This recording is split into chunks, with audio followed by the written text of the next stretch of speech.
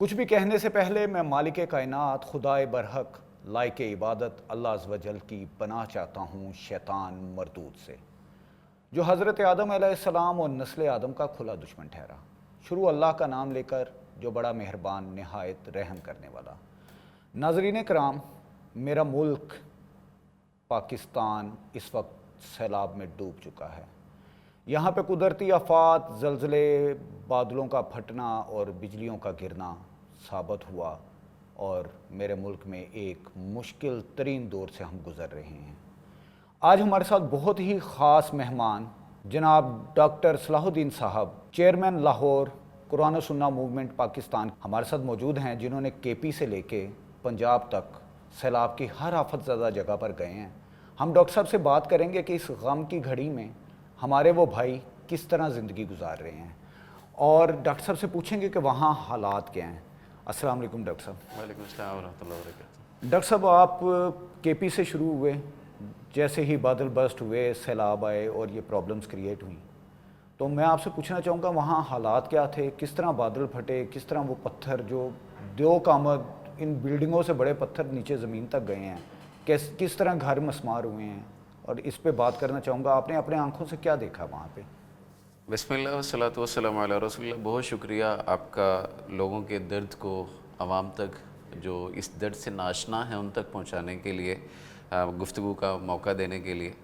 سب سے پہلی بات یہ ہے کہ اللہ تبارک و تعالیٰ نے زمین و آسمان بنائی ہے، انسان بنایا ہے، اور انسان کی زندگی میں اپس ڈاؤن رکھے ہیں۔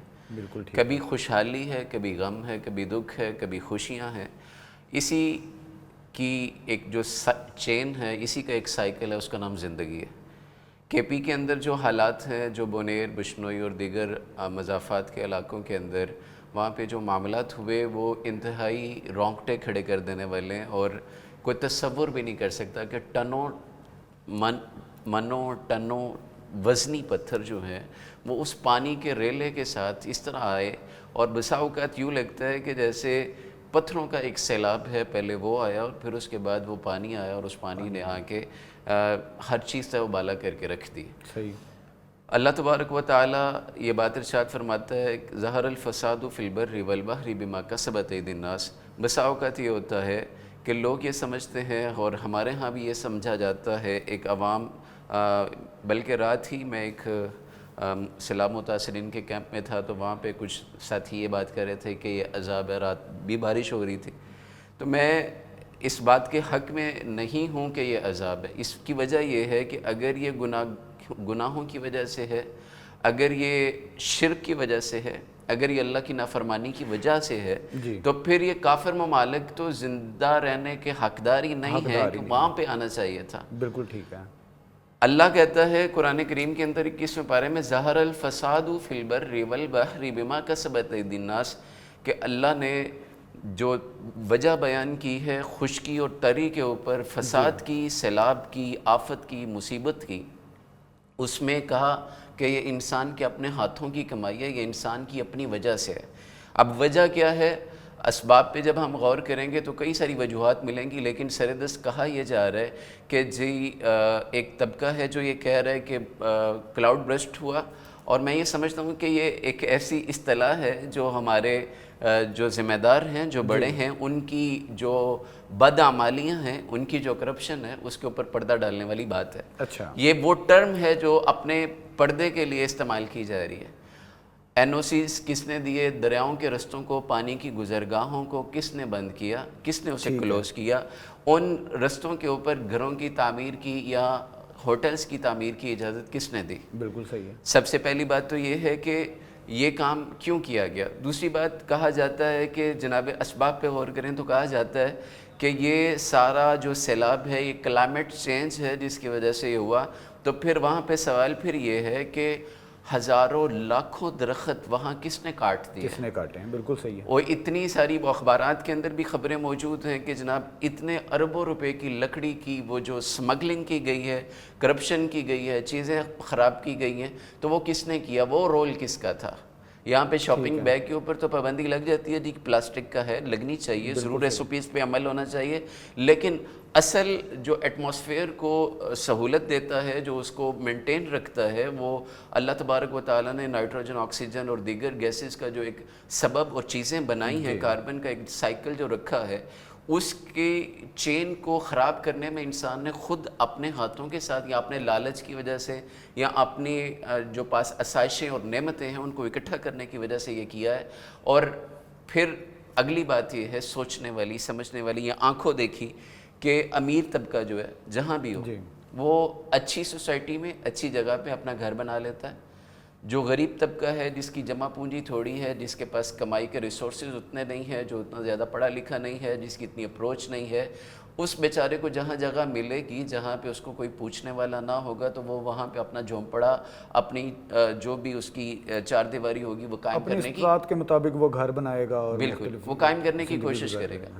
اب اچھا ڈاکٹر صاحب، اگر ہم اس بات پہ آئیں، کیونکہ یہ یقیناً آپ صحیح کہہ رہے ہیں کہ اس میں بہت ساری پرابلمز یہ بھی ہیں کہ ہم نے اپنے گھر جو یہ درخت کاٹے، مختلف پرابلمز خود اپنے لیے کریٹ کی ہیں، اس میں کوئی شک نہیں ہے۔ اچھا میں اصل میں یہ پوچھنا چاہ رہا ہوں، آپ دیکھیں ادھر جو امیر ہے یا غریب ہے سب کے ساتھ ایک سا سلوک ہوا، جب بادل آیا، پانی پھٹتے ہیں، بارش آتی ہے، سیلاب آئے، وہ تباہ تو سب کے گھر ہوئے ہیں۔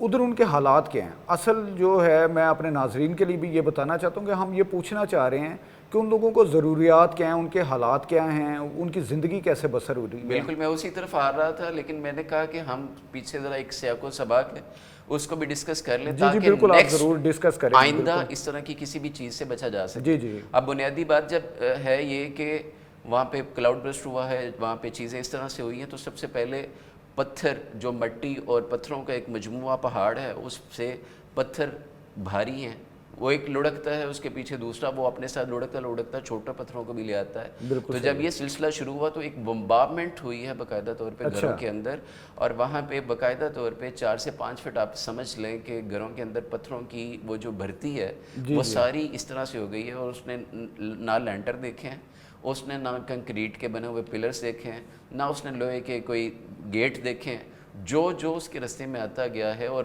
اونچائی سے جب اترائی کی طرف جو چیز پھسلتی ہے یا گرتی ہے یا لڑکتی ہے بالکل، تو وہ اس کی سپیڈ آہستہ آہستہ بڑھتی چلی جاتی ہے، اور اس کے سامنے پھر کوئی بھی ٹک نہیں پاتا۔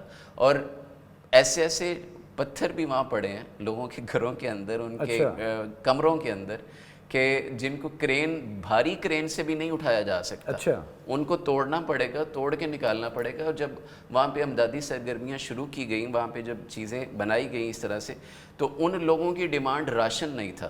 اچھا، یہ میں آپ کو کمال کی بات بتا رہا ہوں، یہ ہمارے لیے بھی نہیں، ہمارے لیے جو مدد کرنے جاتے ہیں ان کے ذہنوں میں پہلا تصور، پہلا تخیل یہ ہوتا ہے کہ بھائی ہم نے اپنے بھائیوں کے لیے، اپنی بہنوں کے لیے، اپنے متاثرین کے لیے ہم نے راشن لے کے جانا ہے۔ پھر اس کے بعد یہ ہوتا ہے کہ ہم نے ان کے لیے کوئی سائبان، کوئی ٹینٹ، کوئی خیمے کا بندوبست کرنا ہے۔ پھر تیسری چیز یہ ہوتی ہے کہ اب اگر کوئی خدا نخواستہ کوئی وبا پھوٹ پڑے، کوئی میڈیکل کے معاملات بن جائیں، کوئی اس طرح کی چیزیں، کوئی ہیضے کی وبا پھوٹ پڑتی ہے اس طرح کے موسم کے اندر، یا بخار کی بیماریاں، یا بخار ہو جاتا ہے، یا سانس کی بیماریاں ہوتی ہیں، جی بالکل، تو اس کے لیے ادویات کا بندوبست کیا جائے۔ لیکن ان کی ڈیمانڈ جو پہلے دن مساجد میں اعلان ہو رہے ہیں، وہاں پہ میرا نہیں خیال کہ کوئی کلیجے والا بندہ اس بات کو سہ سکتا ہے، سن سکتا ہے کہ وہاں پہ مساجد میں اعلان یہ ہو رہے ہیں کہ بھائی کفن کے لیے ہمارے پاس کپڑا ختم ہو گیا، اللہ اکبر، ہمارے پاس کفن نہیں ہے، اچھا ہمیں کفن کے لیے کپڑا چاہیے۔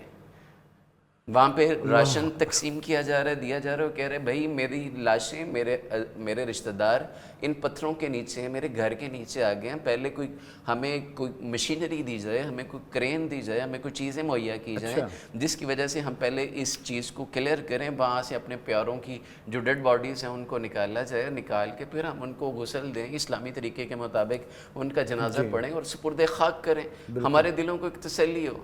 اب آپ جو وہاں پہ لے کے گئے کھانا پینا، وہ ساری چیزیں، وہ ان کے لیے کسی فوری ضرورت اور فوری نیڈ نہیں تھی ان کی۔ اچھا، میں یہ نہیں کہتا کہ یہ نیڈ ہی نہیں ہے، میں یہ نہیں کہتا کہ یہ نہیں لے جانا چاہیے تھا، لیکن وہ فوری نیڈ نہیں تھی۔ صحیح ہے، ایکچوئل میں ہماری ڈیزاسٹر جب ہوتے ہیں تو پراپر طریقے سے ٹریننگ بھی نہیں ہے نا، گورنمنٹ کے اپنے ریسورسز اتنے زیادہ نہیں ہیں، اور بالخصوص پہاڑی علاقوں کے اندر کہ وہ جہاں پہ پہنچ سکے. میدانی علاقہ تو ہے نہیں. بالکل ایسے ایک ہی ہے، دیہات سے پہاڑ دوسرے پہ دیہات چلنا کے درمیان بسا اوقات 100 سے زیادہ کلومیٹر کا فاصلہ ہوتا ہے. ایسا ہی ہے بالکل. آپ پہاڑوں کے اوپر چکر کاٹتے ہوئے گھومتے ہوئے جاتے ہیں اور آپ کو نہیں پتا آپ کا رستہ کیسا ہے اور کس طرح کی چیزیں ہیں. اور یہ جو بونیر کے اندر ہوا اس سے پہلے گلگت بلتستان کے اندر وہ سارا وہ جو ہو چکا ہے فلڈ آیا ہے اور چیزیں ہوئی ہیں وہ سارا کچھ وہ بھی اسی سلسلے کی کڑی ہے کہ آپ کے رستے بند ہو جائیں. آپ گاڑیاں کیسے لے کے جائیں گے اور آپ کو کون سی گاڑیاں لے کے جانی ہیں, کون سی جانی ہے. بالکل صحیح بساؤ کا تو یہ ہوتا ہے کہ ہم یہاں سے سیاحت کے لیے اس پہاڑی علاقے میں گئے ہوئے لوگ وہاں پہ اپنی گاڑی 4x4 جیپس کا استعمال کیا جاتا ہے. اپنی گاڑی میں پھنس اپنی کے گاڑی تو نہیں مصیبت کا جاتی, شکار ہو جاتا ہے. بہت ساری جگہوں پہ اپنی گاڑی پہ آپ جا ہی نہیں سکتے. بالکل ایسے ہی. تو وہاں پہ امدادی سرگرمیوں کے لیے جو بنیادی ضرورت تھی, جو بنیادی چیز تھی وہ یہ کہ سب سے پہلے علاقائی معلومات ہونی چاہیے. بالکل ٹھیک ہے. علاقے کا کوئی گائیڈ ہونا چاہیے. علاقے کے وہاں پہ جو پارلیمان کے لوگ تو موجود ہیں, صوبائی اسمبلی کے لوگ موجود ہیں, وہاں پہ لیڈرز تو موجود ہیں, ان کو انفارمیشن تو ہوگی اپنے علاقوں کی. آپ نے کیا دیکھا ادھر, ان لوگوں کو دیکھا ہے اس جگہ پہ؟ وہاں پہ جو انفارمیشن ہے, جو چیزیں ہیں, حقیقی بات تو یہ ہے کہ وہ فوٹو سیشن کی حد تک تو زیادہ رہا ہے. اچھا. وہاں پہ جو لوگوں کی امداد کے لیے چیک وغیرہ کی بات کی گئی تھی, ابھی تک میں کل بھی ذرا ایک پوچھ رہا تھا تو وہ ابھی تک پروٹیسٹ کر رہے ہیں کہ بھائی وہ جو آپ نے ہمیں امداد کے لیے ایک چیز تھمائی وہ ابھی تک کیش نہیں ملا ہمیں, وہ چیک نہیں کیش ہوئے ابھی تک, وہ چیزیں نہیں ہیں. حقیقی بات یہ ہے کہ عوامی خیر خواہی آپ کو عوام کے اندر سے ملتی ہے. عوام کے نمائندے بننے والے لوگ حقیقت میں نہ عوام کی ترجمانی کرتے ہیں, نہ مصیبت میں اس کے پاس کھڑے ہوتے ہیں. اچھا. ہم نے دھکے دیتے ہوئے سیکیورٹی گارڈز کو, ایم پی ایس کے, ہم نے وہاں پہ خود دیکھا ہے وہ پیچھے ہٹا رہے ہیں کراؤڈ کو. لیکن جب فوٹو سیشن کی بات ہوتی ہے تب کہہ رہے ہیں آپ میرے بھائی ہیں, آپ میری اماں ہیں, آپ میرے بڑے ہیں, آپ میرے ایسے ہیں, آپ میرے ویسے ہیں. تو یہ جو دوہرا معیار ہے یا دوہرا چہرہ ہے جی, کہ جب آپ کیمرے کے لینس کے سامنے نہیں ہیں تو آپ کا رویہ, آپ کا ایٹیٹیوڈ ہی اور ہے, اور جب آپ کیمرے کے سامنے آپ کو لگتا ہے کہ آپ کو ایک دنیا دیکھ رہی ہے تو پھر آپ کا جو رویہ ہے وہ ایک بڑا پولائٹ اور ایز لائک فادر اور اس طرح کی چیزیں. تو یہ ایک چیز ہمیں باقاعدہ طور پہ دیکھنے کو ملی. لیکن یہ نہیں ہے کہ سارے ہی ایسے ہیں اور یہ بھی نہیں ہے کہ سارے ہی صحیح ہیں. سارے ہی صحیح ہیں, ٹھیک ہے. جس طرح ایک جملہ مشہور ہے کہ 5 انگلیاں برابر نہیں, اس طرح نہیں ہے. بالکل ایسے ہی. تو ڈاکٹر صاحب جن کے گھر گر گئے ہیں, آپ نے تو وہ پورا اپنی آنکھوں سے دیکھا ہوا منظر ہے, ان کے گھروں کے حالات کیا ہیں؟ اندر فرنیچر بھی ہوں گے, ان لوگوں کے زیور اور مختلف چیزیں, کپڑے بھی پڑے ہوں گے, لیکن وہ نکالنے کا تو ٹائم بھی نہیں ملا ہوگا. کچھ بھی ٹائم نہیں ملا. وہ ایک اسکول ٹیچر کہتے ہیں کہ میں جا رہا تھا اسکول اپنی ڈیوٹی کے لیے, میرے ساتھ 2 لوگ اور تھے, تو میں نے وہاں پہ دیکھا ہے کہ پہاڑوں کے اوپر سے وہاں پہ سیکنڈز کے اندر اپروچ کر جاتا ہے پانی, پتھر ساری جتنی اونچائی سے آئے گا اتنی سپیڈ زیادہ ہے. اور وہ کہتے ہیں میں نے بھاگتے ہوئے میں نے لوگوں سے کہا کہ نکلو, سب کچھ چھوڑ کے نکلو اونچائی کی طرف, نکلو فوراً نکلو, چھوڑ دو یہ ساری چیزیں. وہ اللہ تبارک و تعالیٰ عذاب کا جب تذکرہ کرتا ہے نا تو بعض اوقات اس میں قرآن کریم کی مختلف آیات کے اندر اللہ یہ بیان کرتا ہے کہ میں انہیں مہلت ہی نہیں دیتا. تو شاید اس وجہ سے کچھ لوگوں کا پرسپیکٹیو یہ بن گیا کہ یہ عذاب ہے. اچھا. لیکن مجھے پھر میں یہی کہوں گا کہ اس سے اختلاف ہے. جب اللہ تبارک و تعالیٰ عذاب, کیونکہ یہ باتیں ہم نے سنی, مجھے ایک بندہ کہنے لگا آپ کیسے عالم ہیں, آپ کیسے لوگ ہیں یار کہ آپ عذاب والی جگہ پہ امداد لے کے جا رہے ہیں, آپ تو اللہ سے لڑائی کرنے جا رہے ہو. اچھا. اب یہ پرسپیکٹیو بھی آپ کی قوم کے اندر. اچھا, یہ اس کو کیا اس جو موجودہ سیلاب زدگان کے لیے پرابلمز آئی ہیں اور جو اس علاقے میں وبا پھیل رہی ہیں اور مختلف چیزیں ہیں, اس کو آپ عذاب کا نام دیں گے, آپ آزمائش کہیں گے, یا ویسے یہ قدرتی آفات کہیں گے؟ کیا یہ قدرتی آفت بھی ہے, یہ آزمائش بھی ہے. اچھا. اللہ فرماتا ہے حسب الناس ان یترکوا ان یقولوا آمنا وهم لا یفتنون, کہ لوگوں نے ایسے سوچ لیا ہے کہ ہم انہیں آزمائیں گے. نہیں, ہم انہیں ضرور آزمائیں گے. اور قرآن کریم کی ایک اور مقام پہ اللہ تبارک و تعالیٰ یہ بات کہتا ہے وَلَنَبْلُوَنَّكُمْ بِشَيْءٍ مِّنَ الْخَوْفِ وَالْجُوعِ وَنَقْصٍ مِّنَ الْأَمْوَالِ وَالْأَنفُسِ وَالثَّمَرَاتِ وَبَشِّرِ الصَّابِرِينَ. اللہ تبارک و تعالیٰ ایمان والوں کو ضرور آزمائے گا, ان کے اموال کو تلف کر کے, ان کی جانوں کو ضائع کر کے, ان کے پھلوں کو خراب کر کے, ان کے مویشیوں کو مار کے اللہ ضرور آزمائے گا. اچھا ڈاکٹر صاحب, جو تو یہ آزمائش بھی ہے, آفت بھی ہے, میں اسے عذاب کہنے کے حق میں نہیں. اس وقت جو دنیا سے رخصت ہو رہے ہیں, جو جان بحق ہو گئے لوگ جتنی تعداد میں ہوئے, یا ان کو کیا شہید کا بھی کہا رسول جا اللہ سکتا ہے؟ صلی اللہ علیہ وسلم نے جو 7 قسم کے شہداء کا تذکرہ کیا ہے مختلف احادیث کے اندر, ایک بھی احادیث کے اندر یہ چیز موجود ہے کہ اللہ کے نبی صلی اللہ علیہ وسلم نے فرمایا ہے کہ جو پانی کے اندر ڈوب کے فوت ہو جائے وہ شہید کے زمرے میں آتا ہے. اس طرح کے کئی اور بھی ہیں. آگ سے جلس کے دنیا سے رخصت ہو جانا, کسی دیوار کے نیچے یا کسی چھت کے نیچے دب کے اللہ تبارک و تعالیٰ اس کی روح قبض کر لے. تو یہ جہاں پہ وہ ہے کیا کہتے ہیں اس کو, ان سے لواحقین کے لیے ایک بڑی رنج کی بات ہے, وہیں پہ وہ جو جا رہا ہے دنیا سے اس کے لیے انشاءاللہ اگر وہ توحید پہ ہے, وہ ایمان پہ ہے, اللہ سب کی ایمان کی سلامتی رکھے اور توحید پہ رکھے سب کو, تو وہ انشاءاللہ جنت میں. ڈاکٹر صاحب آپ کے پی سے نکلے اور پھر آپ پنجاب کی طرف آئے تھے. پنجاب میں ظاہری بات ہے ایک تو سیالکوٹ, ناروول سیکٹر اور ادھر ظفروال, اس سائڈ پہ بہت ساری تباہی ہوئی ہے, بہت سارے دیہات پانی کے نیچے بہہ رہے ہیں, فصلیں تباہ ہوئی ہیں. وہاں پہ لوگوں کا رویہ کیا تھا؟ کیونکہ ظاہری بات ہے وہ غم میں تو ہیں, کیا ان میں غصہ بھی ہے اس وقت؟ نہیں, اصل میں حقیقی بات جو ہے وہ یہ ہے کہ سیالکوٹ جیسے پنجاب ہے, پنجاب کو 5 دریاؤں کی دھرتی کہا جاتا ہے. ویسے سیالکوٹ 5 نالوں کی سرزمین ہے. نالے تو ہم اپنی زبان میں کہتے ہیں لیکن حقیقت میں وہ ایک پہاڑی دریا کہہ لیں آپ انہیں. جب اس میں مونسون کا بارش آتی ہے, چیزیں ہوتی ہیں, تو اس میں بہت زیادہ بڑی تیزی کے ساتھ فلڈ آتا ہے. بلکہ میں آپ کی بات کو سیکنڈ کروں گا کہ جیسے یہ ظفروال کے قریب نالا ڈیک گرتے ہوئے ویڈیو بہت وائرل ہے جی, تو وہ 5 سیکنڈ 10 سیکنڈ کی بات تھی اور پورا پل بہہ گیا تھا اس میں. تو آپ ٹھیک کہہ رہے ہیں کہ یہ نالے نہیں ہیں, یہ تو نہروں سے بھی بڑی وہ سمجھ لیں کہ سیمی دریا کہہ سکتے ہیں. بالکل ایسے ہی ہے. جموں سے آتا ہے یہ سارا پانی جی, اور پاکستان کے اندر بارش نہ بھی ہو تو اس نے کہیں نہ کہیں ڈیمیج کرنا ہوتا ہے. اور ڈسکا سیالکوٹ اور اس کے نواح کی جو سرزمین ہے وہ ایسی ہے کہ وہاں پہ ہر سال مونسون میں جو ہے پانی وہ ضرور آتا ہے, وہ پانی ضرور وہاں پہ مار کرتا ہے اور وہاں پہ فصلوں کو تباہ کرتا ہے. یہ ہر سال ہوتا ہے. اور اس میں اس دفعہ یہ ہوا ہے کہ چونکہ انڈیا کے اندر بھی بہت زیادہ بارشوں کا سلسلہ رہا, بہت زیادہ پانی کا سلسلہ رہا اور یہاں بھی رہا, تو اس وجہ سے یہ ہے کہ لوگوں کو جن کو اپنے مویشی نکالنے کا موقع نہیں مل سکا ان کے لیے تو ڈیفینیٹ نقصان ہے. لیکن دیہاتوں کے لوگوں کے اندر میں نے ایمان کی کوالٹی ایک الگ طرح سے دیکھی. اچھا, وہ ضرور بتائیے. وہاں کے لوگوں کے اندر آپ کو اس سب کے باوجود کہ ان کے گھر تباہ ہو گئے, اس سب کے باوجود کہ ان کے کھیت کھلیان جن کے اوپر ان کی روزی روٹی کا انحصار ہے وہ سارے پانی کے اندر ڈوب چکے ہیں. اس سب کے باوجود کہ جن کے پاس اپنے مویشی محفوظ ہیں لیکن مویشیوں کے لیے چارہ نہیں ہے. انسان تو اپنی خوراک کا بندوبست کرتا ہے. ریسکیو کر رہے تھے کچھ ساتھی ادھر سیالکوٹ سیکٹر والی سائڈ پہ, تو ایک بندہ کشتی کے پاس نا, اس نے چارے کی ایک بڑی سی ایک جو گانٹ ہے ہم اسے کہتے ہیں, ایک بڑا سا وہ تھا چارہ, وہ اس کو پانی کے اوپر تیر ہے اور اس کو پکڑ کے ساتھ ساتھ تیر رہے. اسے کہہ رہے ہیں کشتی میں بیٹھ جائے, اور وہ اپنے جانوروں کے پنجابی میں کہتے ہیں پٹھے, وہ پٹھے نہیں چھوڑ رہا. اچھا, وہ کہتے ہیں ادا کی کرنا ہے. اب وہ اہلکار اس کی گفتگو ہو رہی ہے, وہ کہتے ہیں ادا کی کرنا ہے. وہ کہتا ہے میرے جانور 2 دن ہو گئے نا, انہوں نے کچھ کھادا نہیں. اب اسے اپنی فکر نہیں ہے, اپنے جانوروں کے لیے وہ قربانی, اپنے جانوروں کے لیے وہ اپنی جان بھی داؤ پہ لگائے بیٹھا تھا. ایسا ہی ہے. تو اب یہاں پہ یہ صورتحال ہے کہ وہ آپ کو مہمان نواز ملیں گے. اگر انہیں 1 روٹی کی بھوک ہے وہ آدھی پہ گزارا کریں گا جی, وہ کہے گا کہ بھائی مجھے یہ کسی اور کو دے دو یار. اور یہ میں نے اپنی آنکھوں دیکھا ہے. میں لاہور کے نواح کے اندر یہ چونگ والی سائڈ پہ یہ جو ہے تھیم پارک کے متاثرین جو ہیں, یہ اس کے علاوہ پارک ویو کے جو متاثرین ہیں, میں ان سے بھی ملا ہوں. سیالکوٹ والی سائڈ پہ, شکرگڑھ, نارووال, ادھر بھی کسور والی سائڈ پہ بھی, اب چنیوٹ اور اس کے نواح میں پاک پتن میں جنگ میں وہاں پہ بہت زیادہ آفت ہی ہے ایک لوگوں کے لیے کہ کھانے پینے رہنے سہنے کے لالے پڑے ہوئے ہیں. تو ان سب کے لیے میں نے ایک چیز نوٹ کی ہے پچھلے سیلاب میں بھی, اس دفعہ بھی, جو حقیقی مستحق ہے نا جی, جو حقیقی طور پہ جس کا نقصان ہوا ہے, غم سے اس کے پیٹ کے اندر تو نوالا جا ہی نہیں رہا. ٹھیک ہے, پہلی بات تو یہ ہے. اچھا, دوسری بات یہ ہے کہ آپ اسے دینے جاؤ, مثال ہے ہم پوچھتے ہیں, ہم کوائف بھی جمع کرتے ہیں, اکٹھے کرتے ہیں, ہم پوچھتے ہیں کہ بھائی آپ کتنی فیملی کے لوگ ہو, تاکہ ہم آپ کو آپ کی ضرورت سے زیادہ کا بھی دے جائیں, تاکہ ممکن ہے کہ کوئی اور یا کل ہم ہی لیٹ ہو جائیں, نہ پہنچے.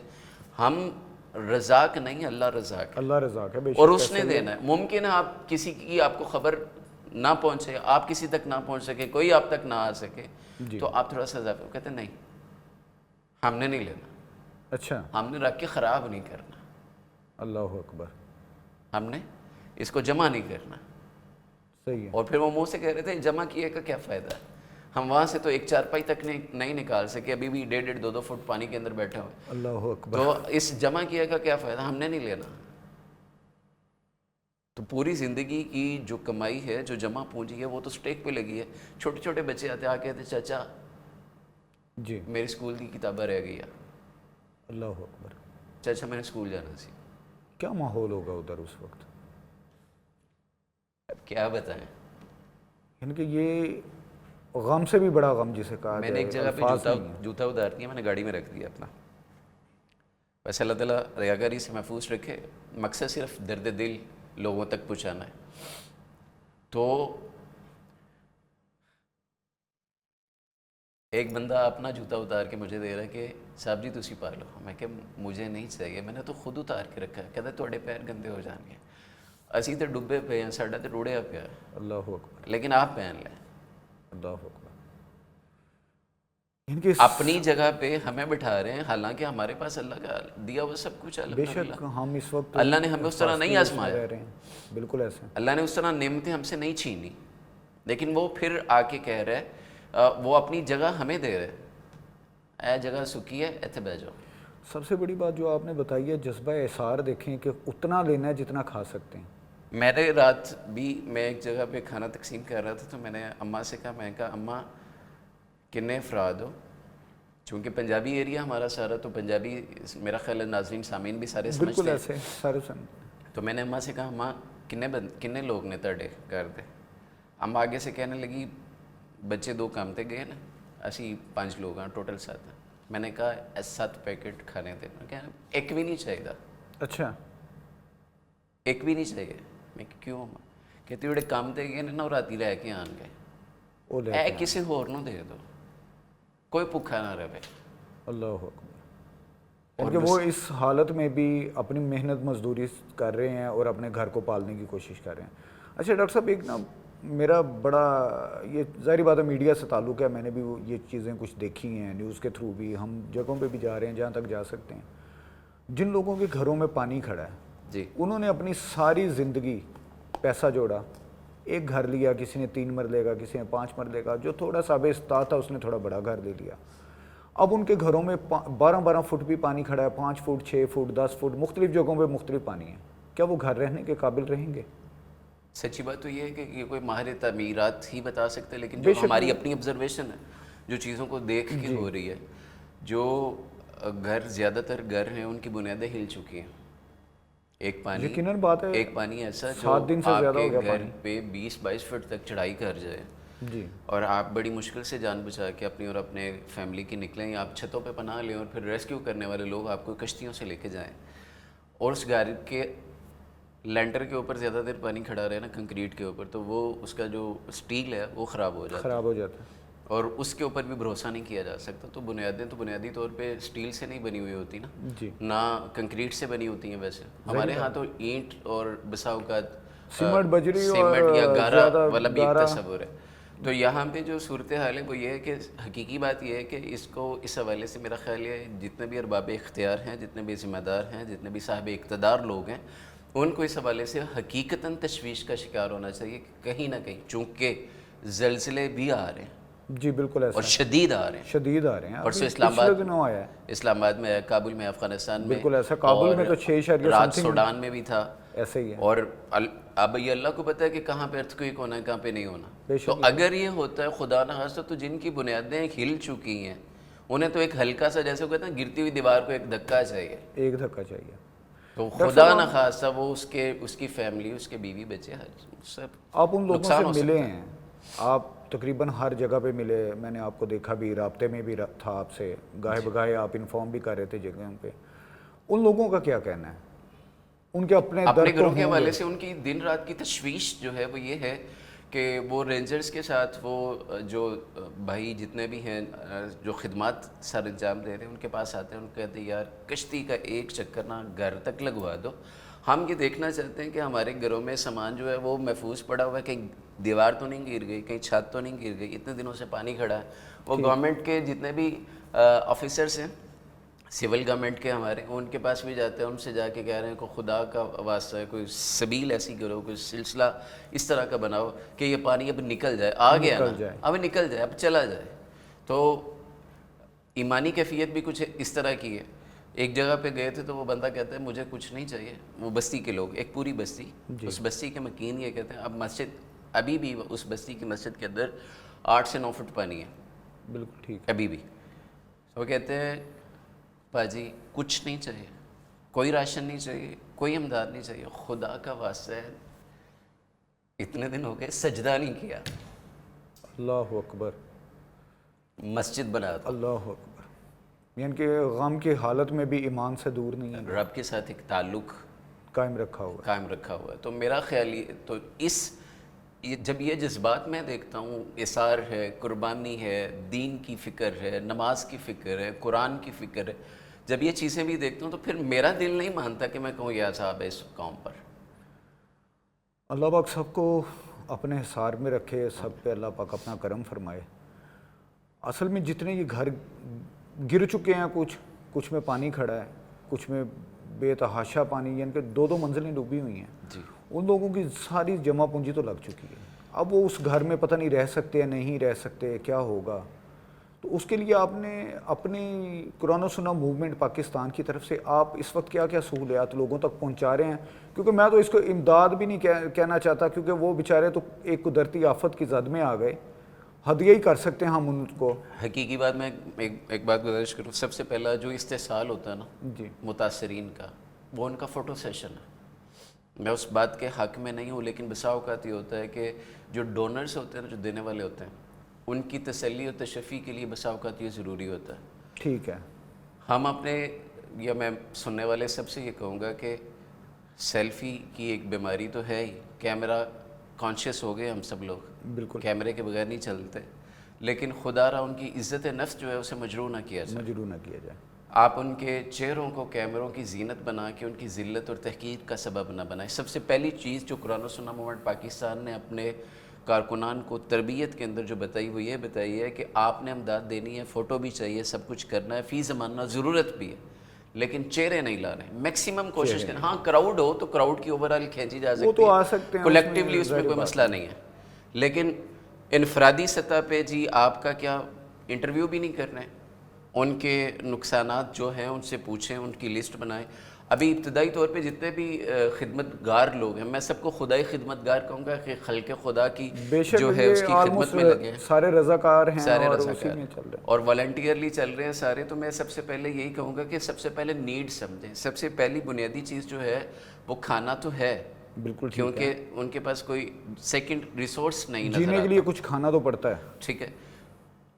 दूसरा खैमा बस्ती है, खैमा बस्ती ऊंची जगह पे, बारिशों का तसलसल है, सिलसिला है, अभी आगे मजीद पेशिन गोई है सितंबर तो में वाटर प्रूफ जो उनके लिए टेंट है, खैमे हैं, उसका बंदोबस्त किया जाए जहाँ पे अच्छा डॉक्टर साहब, मैं ज़रा यहाँ पे रोकूंगा क्योंकि आप तो ये चीज़ें करके आए हैं जी। तो अपने सिर्फ नाजरीन के लिए ना मैं पूछना चाह रहा हूँ आपसे कि ये एक खैमा उसकी कितनी लागत होती होगी?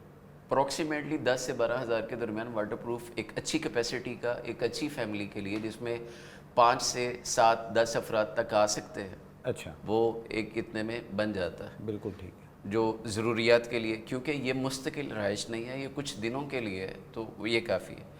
दूसरी बात ये है कि जो कपड़ा है, कपड़े का खैमा कफ़ायत इसलिए नहीं करता है कि बारिश एक दिन की हो, 1 घंटे की हो, वो टपकने लग जाता है, पानी अंदर आ जाता है, बिल्कुल सही बात है। और उनके पास तो ऐसे बिस्तर भी नहीं है कि वो महफूज कुछ भी हो नहीं सकें। है, कुछ भी नहीं है। तीसरा जो उसके लिए जो ज़रूरी है, अगर कोई ख़रीद चुका है कपड़े के खैमे, तो उसके लिए एक अज़ाफ़ी तरपाल होती है वाटर प्रूफ, प्लास्टिक शीट होती है, वो उसके ऊपर लगवा ले या लगा दे या साथ दे दे कि भाई जब बारिश होगी इसको ऊपर डाल ले, कवर कर, पानी अंदर ना, ताकि पानी से महफूज रह सके। जी, एक बात तो ये हो गई। दूसरी जो उनकी नीड है बेसिक, वो ये है कि ज़मीन खुश्क नहीं है, बिल्कुल ऐसा है, क्योंकि चारपाई का अगर बंदोबस्त किया जा सकता है तो वो कर ले, नहीं तो अंदर ज़मीन पे बिछाने के लिए भी वाटर प्रूफ तरपाल दे। अच्छा, तीसरा मच्छर का मौसम है और ख़बरें भी हैं बड़ी कि इंडिया से जो पानी का बहाव है उसके साथ सांप भी काफ़ी तादाद में हैं और रात के अंधेरे में नहीं पता चलता है, तो वहाँ पे उनके लिए जो इस तरह की चीज़ें हैं, मेडिकल कैंप के अंदर इस तरह की जो वैक्सीन है वो ज़रूर होनी चाहिए। मलेरिया, डेंगू, ये भी एक प्रॉब्लम है। जी बिल्कुल, मैंने इसलिए मच्छर का कहा, मुस्मिल क्रीम है, दीगर चीज़ें हैं, बिल्कुल पैनाडोल वगैरह है, वो हर एक ये ज़रूरियात की चीज़ें हैं जो बहुत ज़्यादा चाहिए, लाज़िम होनी चाहिए। फिर पानी है, जहाँ पे पानी की बहुत ज़्यादा फरमानी की वजह से ہمارے لیے دشواری بنی ہوئی ہر ایک کے لیے. وہاں پہ پینے کا پانی صاف پانی میسر نہیں ہے. تو وہاں پہ اگر کوئی پانی کا بندوبست کرنا چاہے تو 1/2 لیٹر یا 1.5 لیٹر کے پانی کی بجائے اسی پرائس کے اندر 5 لیٹر کا پانی کا کین آ جاتا ہے. بالکل ایسا ہے.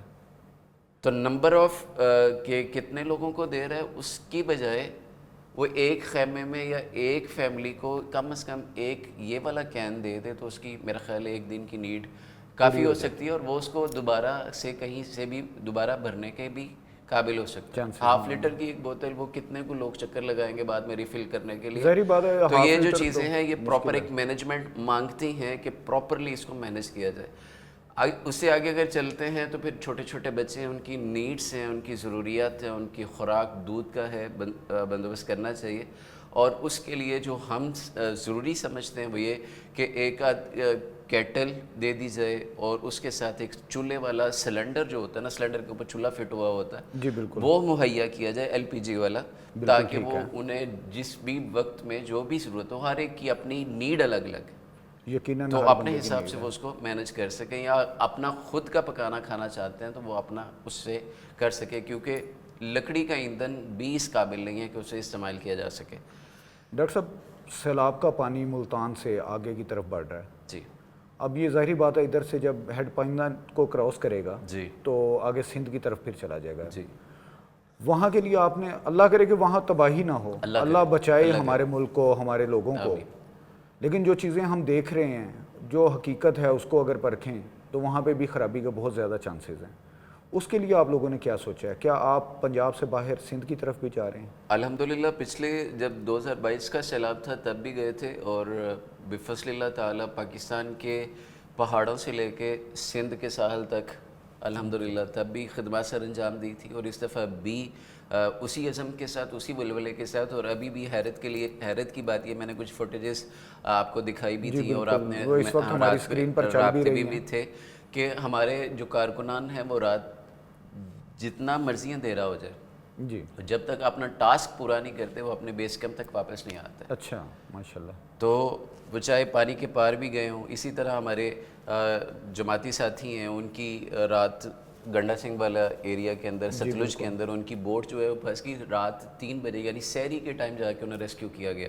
اچھا, وہ کچھ 40 کے قریب افراد تھے. تو آپ جو جاتے ہیں کشتیوں کے ذریعے, تو انجن 2 کشتی انجن تھے کشتی میں, ایک کشتی میں 2 انجن تھے, دونوں خراب ہو گئے. اتفاق کی بات یہ تھی. آپ کے ساتھ کوئی نمائندگان بھی ہوتے ہیں حادثات کوئی بھی ہو سکتے ہیں, کہیں بھی ہو سکتے ہیں. ریسکیو کے کوئی لوگ بھی ہوتے ہیں یا آپ کی اپنی؟ جی, گورنمنٹ کے لوگ ہوتے ہیں, فوج ہوتی ہے, رینجرز ہوتے ہیں, وہ آپ کے ساتھ موجود ہوتے ہیں جہاں پہ ریسکیو والے ہوتے ہیں. بسا اوقات یہ ہوتا ہے کہ گورنمنٹ کے لوگ ہمیں خود کہہ رہے ہوتے ہیں کہ آپ ہمارے ساتھ ضرور شامل ہوں, کیونکہ پراپر وے سے لوگوں کو مینیج کرنا, اس میں ایک جو مس مینیج ہوتا ہے یا جو چیز خراب ہو رہی ہے میں اس کی نشاندہی کرنا بھی ضروری سمجھ رہا ہوں یہاں پر. جی جی بالکل. وہ یہ ہو رہا ہے کہ ہمارے یہاں پہ جو والنٹیئرلی کام کرنا, اللہ نے جذبہ بڑا دیا پاکستان کی قوم کو خرچ کرنے کا, دینے کا. اب آپ کو پتہ چلے گا تکلیف یہ ہے, فلاں ایریا میں مسئلہ ہوا, آپ اپنی گاڑی بھر کے لے جائیں گے, آپ روڈ پہ جا کے کھڑے ہوں گے, وہاں پہ جو ضرورت مند نہیں بھی وہ آ کے لائن میں لگ جائے گا. ٹھیک ہے, وہ آپ اسے دیں گے, وہ پیچھے سے چکر لگا کے پھر آگے لگ جائے گا. آپ پہچان لیں گے نا کہ بھائی میں نے تجھے دیا تھا, وہ آگے سے کہے گا بھاجی میرے پرادا دے دو. اچھا, میرے فلاں میرے ساتھ ہے اس کا دے دو.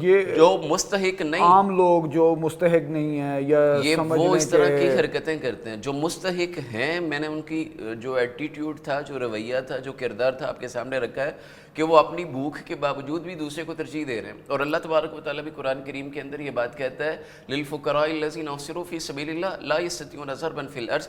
زمین میں چلنے پھرنے کی سکت نہیں ہے, اب نہ ان کے پاس کرایہ ہے, نہ پیسہ ہے, نہ سواریاں, کچھ بھی نہیں, سب کچھ تو ان کا سیلاب کی نظر ہو گیا.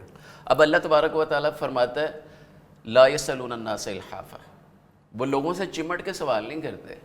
یہ بیسک پہچان ہے مستحق کون ہے, وہ آپ کے گلے نہیں پڑے گا. اور ہمارے جو روڈ کے اوپر کھڑے ہو کے بانٹنا شروع کر دیتے ہیں, وہ اپنی گاڑی, اپنے مال, اپنی جان کو خود رسک میں ڈال لیتے ہیں.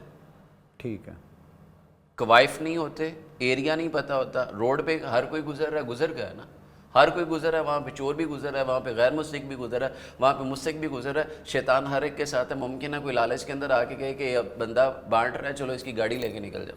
اچھا ڈاکٹر صاحب, لاسٹ 2022 میں بھی دیکھنے میں آیا تھا کچھ ایسے واقعات تھے جی کہ لوگ سامان چھین لیتے تھے, گاڑیاں چھین رہے تھے, اس طرح کے چور بھی آ چکے ہوئے تھے میدان میں, اور لوگوں تک مدد پہنچ بھی رہی تھی اور کئی لوگوں تک نہیں بھی پہنچی صرف اسی وجہ سے. آپ نے جنوبی پنجاب کا تذکرہ کیا تو وہاں کے کئی اس طرح کے حادثات موجود ہیں, اور میں یہاں پہ مذاق کے طور پہ سمجھنا چاہیں تو مذاق سمجھ لیں, لیکن بات بڑی میں تو سیریس ایک ہے. سیریس بات کر رہا لیکن ہوں بات کہ بڑی یہ سیریس ہے. کچے کے ڈاکوؤں کا رولا بڑا ہے.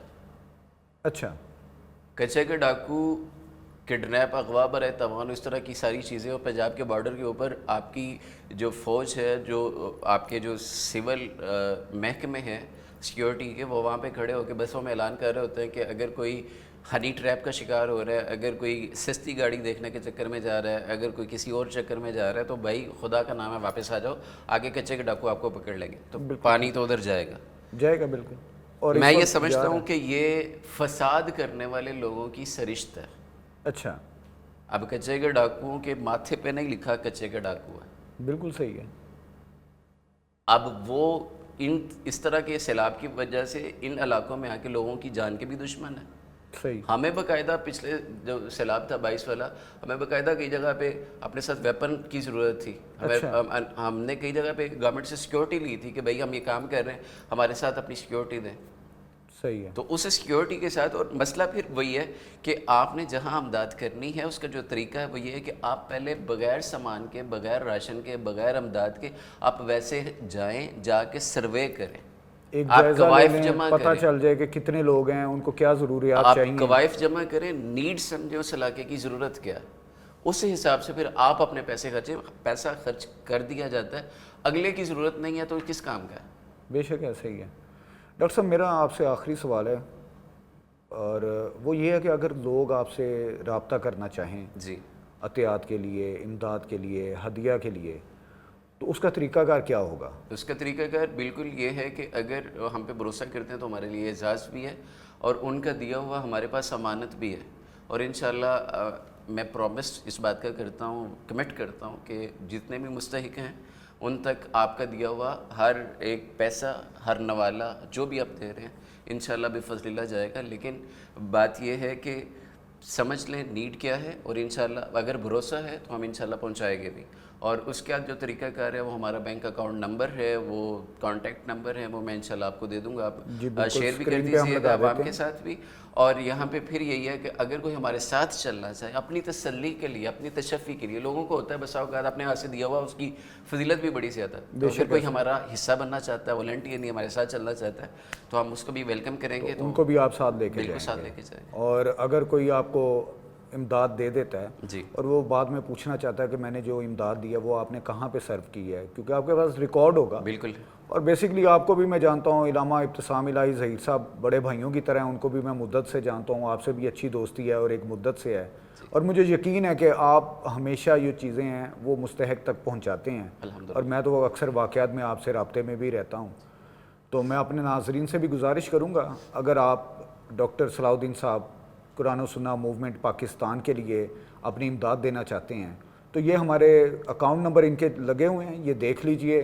ان کے نمبرز ہیں, کانٹیکٹ نمبر بھی ہم ساتھ میں لگا رہے ہیں, تاکہ آپ فون پہ رابطہ کرنا چاہتے ہیں, واٹس ایپ کے تھرو رابطہ کرنا چاہتے ہیں, تو آپ اس موومنٹ کے تھرو لوگوں تک اپنی امداد پہنچا سکتے ہیں.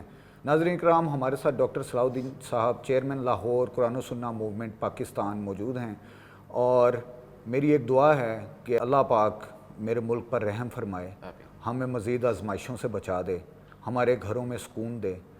اور جو حالات اس وقت ہو چکے ہیں ناظرین, دیکھیں کہ وہ اس پانی, بہتے پانی میں بھی اپنی نمازوں کا سلسلہ نہیں چھوڑ رہے, وہ اللہ کے ساتھ اپنا تعلق نہیں توڑ رہے, تو یقیناً میرا رب بھی ان سے اپنا تعلق نہیں توڑے گا. السلام علیکم.